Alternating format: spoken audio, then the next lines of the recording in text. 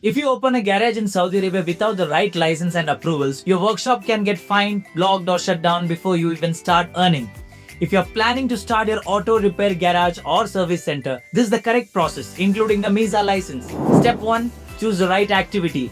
Garage is not just one category. You must select the exact activity like mechanical repair, electrical repair, AC service, oil change, tires, detailing, or car wash.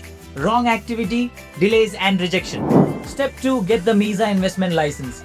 If you're a foreign investor and want to set up legally, you apply through MISA, Ministry of Investment Saudi Arabia. This is your key approval to start as an investor. Step 3. Issuing your commercial registration. After MISA, you get your CR from the Ministry of Commerce. This becomes your company's official identity. Step 4.